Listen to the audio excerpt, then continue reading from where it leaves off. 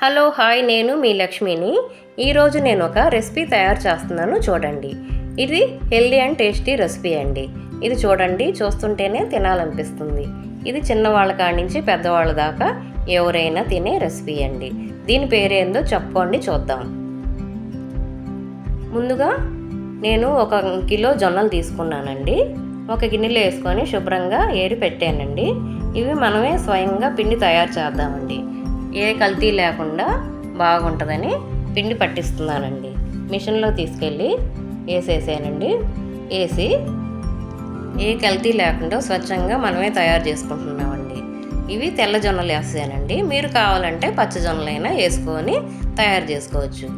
ఇది signal board అండి. ఇది వచ్చి ఆఫ్ ఆన్ బటను. ఇది వచ్చి విజయవాడలో మిషన్ తీసుకొచ్చామండి. దీని పేరు గణేష్ ఎంటర్ప్రైజెస్ అండి. దీని మీద ఫోన్ నెంబర్ కూడా ఉందండి. ఇందులో పిండి చాలా మెత్తగా చాలా బాగా వస్తుందండి. జల్లెడ పెట్టే పని కూడా లేకుండా ఉంటుందండి. ఇది చాలా స్మూత్గా పిండి అయిపోయిందండి. జొన్నలు మొత్తం అయిపోయినాయి. ఇది షుగర్ వాళ్ళకి కూడా హెల్తీ ఫుడ్ అండి. ఎప్పుడు సంగటి తినడానికి ఇష్టపడిన వాళ్ళు కూడా ఇది స్పైసీగా చాలా బాగుంటుంది. మేము జొన్న వాడప్పులు అంటామండి. మీరేమంటారో ఒకసారి కామెంట్లో తెలపండి.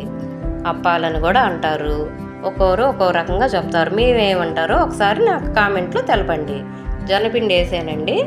ఉల్లిపాయలు సన్నగా కట్ చేసుకోవాలి. దాని తర్వాత పచ్చిమిర్చి కూడా సన్నగా కట్ చేసి పెట్టుకోవాలి. కొత్తిమీర కూడా సన్నగా కట్ చేసుకోవాలి. కరివేపాకు 2 రెమ్మలు సన్నగా కట్ చేసి పెట్టుకోవాలి. ముందుగా పట్టించిన పిండి తీసుకొని అందులో మనకి ఎంత కావాలో అంత సరిపడా వేసుకోవాలండి. నేను సుమారు 2-3 చేద్దాం అనుకున్నాను. సుమారు 1/2 కేజీ ఉంటుంది పిండి. ఉల్లిపాయ సన్నగా కోసిన ఉల్లిపాయ ముక్కలు, పచ్చిమిర్చి సన్నగా కట్ చేసినవి, కొద్దిగా కరివేపాకు సన్నగా కట్ చేసింది, సన్నగా కట్ చేసిన కొత్తిమీర, కొద్దిగా జీలకర్ర వేసుకోవాలి. మనం రుచికి తగ్గట్టు సాల్ట్ వేసుకోవాలి. నాకు ఉల్లిపాయలు సరిపోలేదండి, ఇంకొంచెం వేసుకున్నాను.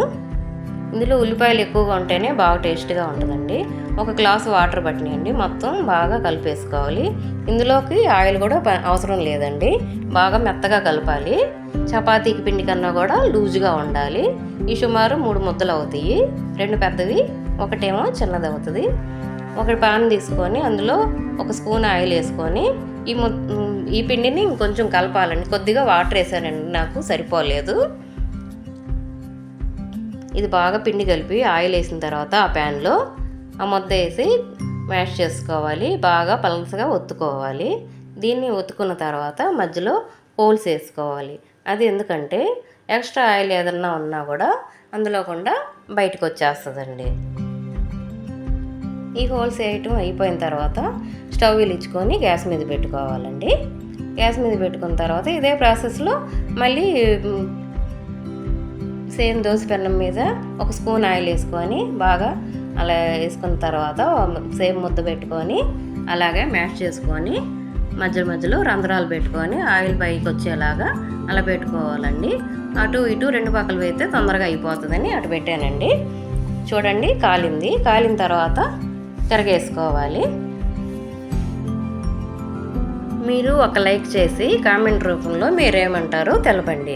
కొత్తగా చూసేవాళ్ళు మాత్రం సబ్స్క్రైబ్ చేసుకోవటం మాత్రం మర్చిపోబాకండి. ఇది కూడా కాలిందండి, తిరగేసాను.